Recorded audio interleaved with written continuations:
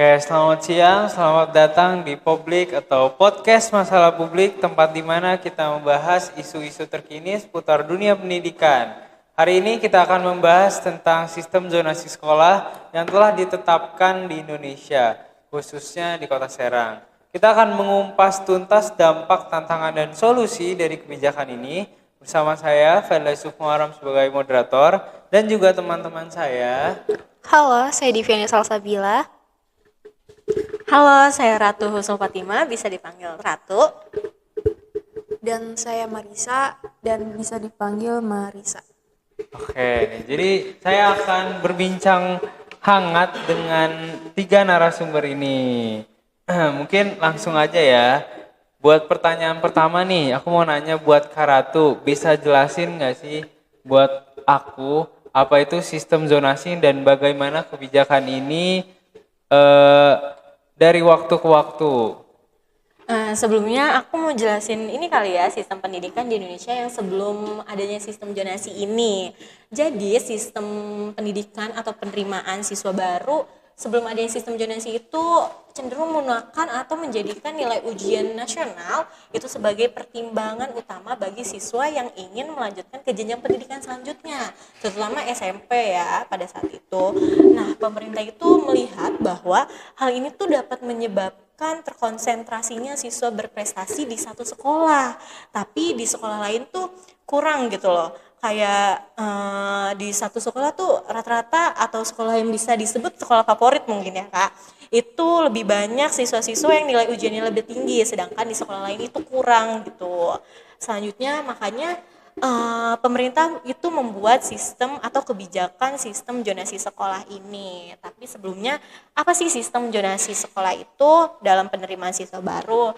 Nah, sistem ini adalah salah satu kebijakan dari pendidikan yang diterapkan oleh pemerintah Indonesia sejak tahun 2017 loh Kak.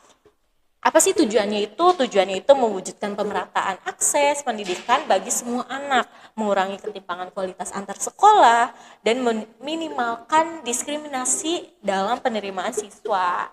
Nah, dengan kebijakan ini, sekolah itu mewajibkan sekolah untuk menerima siswa-siswa yang berada di dekat zona sekolah tersebut atau jaraknya yang lebih terdekat gitu dari sekolah tersebut. Jadi harus diprioritasin gitu siswa-siswa yang terdekat dengan sekolah tersebut gitu loh Kak. Tapi sebelumnya kita harus tahu ya kebijakan-kebijakan apa yang mendasari kebijakan atau sistem zonasi ini. Mungkin bisa dilanjutkan oleh Kak Divi. Oke, jadi kebijakan ini sudah dirubah selama beberapa kali ya. Yang pertama itu pada Permendikbud nomor 14 tahun 2018. Nah, sistem zonasi ini minimal 80%. Lalu juga jalur prestasi maksimal 15% dan jalur perpindahan orang tua itu sebesar 5%. Nah, yang kedua itu ada Permendikbud nomor 51 tahun 2018. Nah, masih mempertahankan format yang sama, akan tetapi mulai ada kritik tentang ketimpangan fasilitas antar sekolah. Selanjutnya boleh dijelaskan? Selanjutnya itu ada banyak perubahan lagi ya, karena kan masih banyak terus ada evaluasi dari pihak sekolah atau pihak dari siswa-siswanya gitu. Jadi selanjutnya itu ada perubahan dari Permendikbud nomor 44 tahun 2019 di mana jalur zonasi itu dikurangi menjadi 50%, terus memberikan lebih banyak ruang pada jalur prestasi hingga 30% loh Kak. Selanjutnya itu ada Permendikbud nomor 1 tahun 2021 di mana fokusnya itu pada fleksibilitas jalur penerimaan dan peningkatan jalur afirmasi untuk sekolah yang kurang mampu dan berkebutuhan khusus. Sebelumnya nih Kak, aku mau nanya kira-kira kalau Kakak tuh pernah dengar nggak sih tentang sistem zonasi sekolah ini atau pernah merasakan gitu? Kalau denger aku sendiri pernah, cuman kalau merasakan itu belum pernah.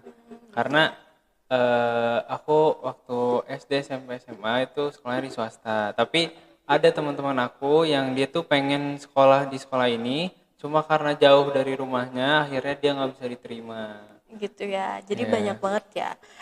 Tapi nih setiap perubahan itu pastinya bertujuan untuk menyesuaikan kebijakan dengan kebutuhan masyarakat, sekolah, tetapi pelaksanaannya tetap masih ada menghadapi tantangan yang besar di lapangan gitu Kak.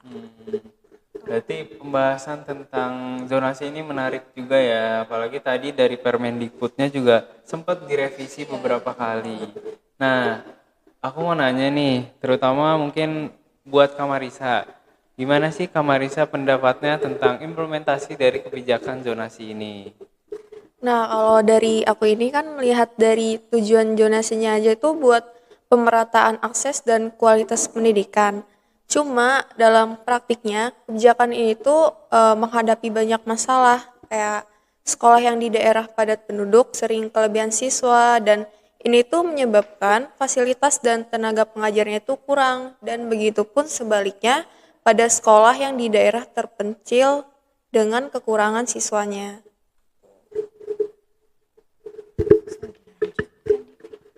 Nah, betul banget nih apa yang dibilang Kak Marisa.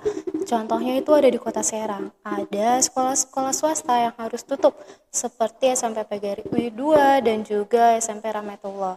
Nah, hal ini terjadi itu karena pendaftar lebih memilih sekolah negeri yang dianggap lebih terjangkau. Dampaknya, beberapa guru ini kehilangan pekerjaan dan fasilitas pendidikan di daerah terpencil ini semakin tertinggal. Nah, selain itu juga, siswa berprestasi seringkali tidak masuk sekolah favorit jika tidak berada di zona yang sesuai dengan sekolah tersebut. Nah, hal ini tuh mengakibatkan perkembangan mereka dan menimbulkan ketidakpuasan bagi orang tua. Betul banget ya yang tadi diceritain sama Kak Divi dan Kak Marisa. Tantangannya itu banyak, salah satunya itu ketidakseimbangan jumlah siswa. Data tuh menunjukkan bahwa beberapa sekolah di Kota Serang itu kelebihan siswa, sementara sekolah lain itu kekurangan pendaftaran. Nah, kalau tadi Kak Aam itu SD SMP-nya swasta, tapi kalau di Kota Serang malah swasta itu banyak yang tutup Kak akibat adanya sistem zonasi ini. Dari data yang kita temuin itu ada 8 sekolah swasta yang tutup akibat zonasi seperti SMP Yasmu, SMP Rahmatullah dan SMP yang lainnya. Nah, ini tuh terjadi karena ketimpangan terjadinya zona yang ditentukan seringkali itu tidak mempertimbangkan daya tampung atau fasilitas sekolah. Jadi kadang yang sekolahnya berada di pemukiman yang padat itu pasti banyak ya yang diterima atau pendaftarnya lebih banyak, sedangkan sekolah yang jauh dari pemukiman itu kurang pendaftarnya gitu loh Kak. Oh, berarti sistem zonasi ini ada dampak negatifnya juga ya. Salah satunya ada beberapa sekolah swasta yang ditutup. Nah, menurut kalian dengan adanya dampak negatif dari kebijakan zonasi ini, sistem zonasi ini udah efektif belum sih buat diimplementasiin di Indonesia, terutama di Kota Serang? Nah, jujur aja sih sistem zonasi ini tuh belum cukup efektif dan malah kadang tuh ngerasa nggak adil karena itu contohnya itu pada kasus yang terjadi di Kota Serang, salah satu sekolah SMPN Negeri 19 yang dimana salah satu siswanya ini hanya tinggal 600 meter dari tempat tinggal ke sekolahnya itu, namun dia tuh nggak diterima di sekolah yang dia tuju sehingga akhirnya orang tua dari siswanya tersebut itu terpaksa memasukkannya ke sekolah swasta yang dimana biayanya itu jauh lebih mahal. Nah, betul banget nih apa yang dibilang Kak Marisa. Jadi, dari permasalahan tersebut dapat dilihat bahwa sistem zonasi ini memberikan dampak ekonomi bagi keluarga siswa tersebut. Terutama karena kebijakan ini memaksa orang tua agar mencari alternatif sekolah yang lebih mahal atau bahkan jauh dari rumah loh. Nah, di sisi lain juga ada siswa yang tinggal lebih jauh dari sekolah tersebut, akan tetapi dia diterima di sekolah tersebut. Saya pikir ada masalah dalam transparansi dan mekanisme seleksi yang harus diperbaiki oleh pemerintah.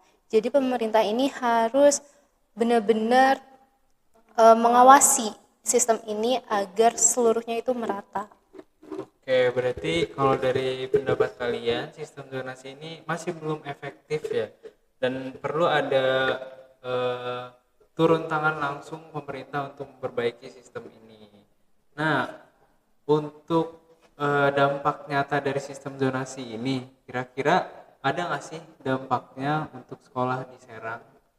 Banyak sih ya Kak, pastinya, tapi yang paling utama itu yang tadi kita udah jelasin berkali-kali ya tentang banyaknya sekolah swasta yang tutup itu.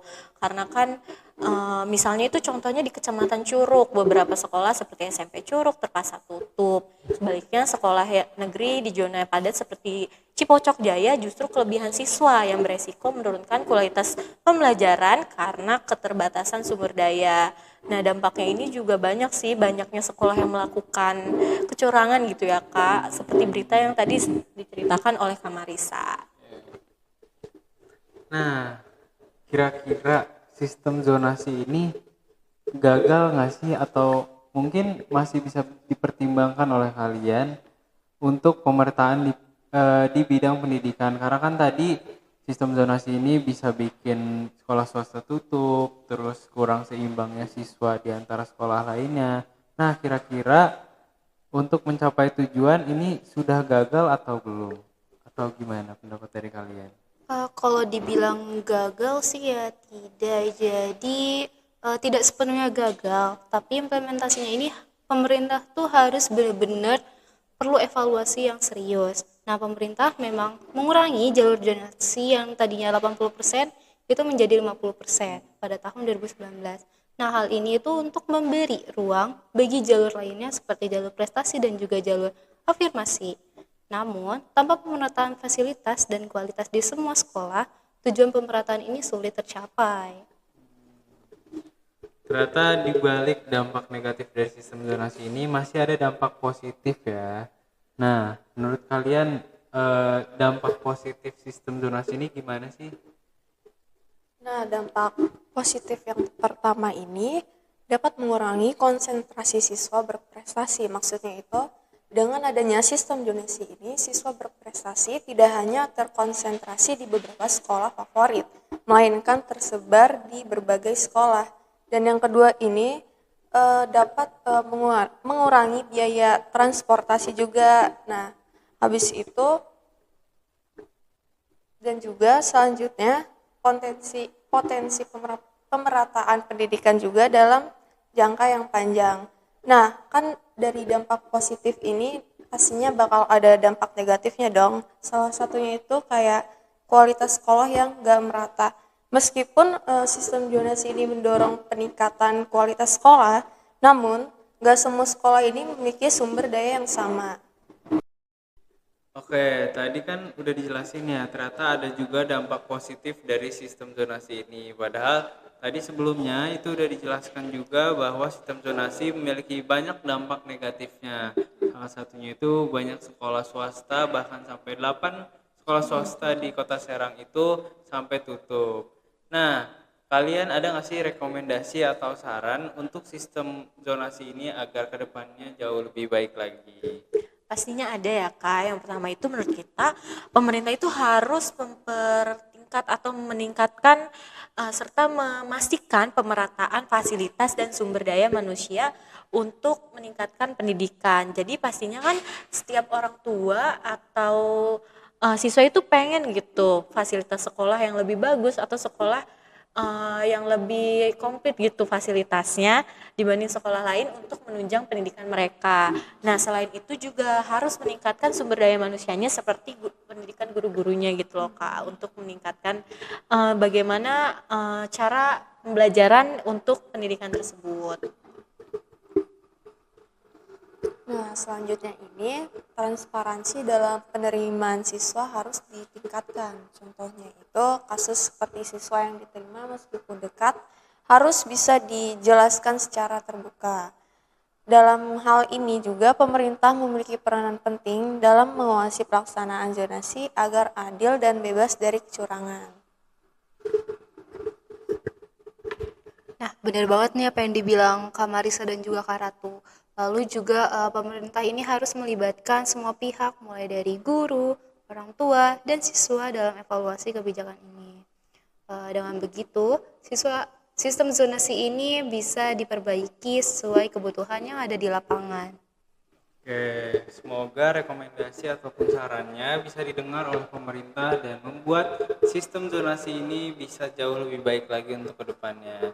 Nah, karena kita tadi udah di sesi rekomendasi dan juga saran, berarti kita udah hampir menuju di ujung sesi diskusi ini.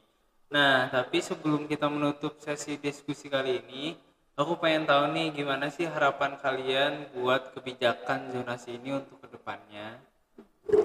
Saya berharap sih ada fleksibilitas yang lebih besar. Maksudnya itu zonasi ini sebaiknya nggak hanya mempertimbangkan jarak, tapi juga prestasi dan kebutuhan siswanya. Selain itu, pemerintah harus memperbaiki komunikasi dan transparansi kebijakan agar nggak ada pihak yang merasa dirugikan. Bener banget sih yang tadi disebutkan oleh Kak Marisa. Sama juga harus sama yang tadi disebutkan harus meningkatkan fasilitas dan sumber daya. Nah, gimana sih caranya itu ya pastinya sekolah di daerah terpencil tuh sepertinya harus lebih dilihat lagi untuk memberikan dukungan lebih seperti meningkatkan program intensif atau meningkatkan fasilitas tambahan untuk menarik minat siswa atau orang tua.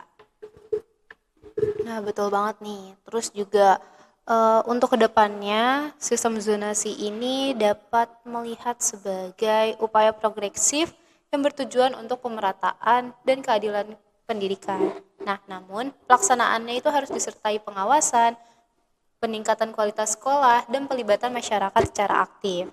Nah, dengan begitu, kebijakan ini tuh dapat mencapai tujuan utamanya tanpa menimbulkan masalah baru. Nah, seperti kesenjangan atau ketidakpuasan dari masyarakat. Oke, mungkin banyak sekali ya harapan-harapan untuk membuat sistem zonasi ini lebih baik lagi.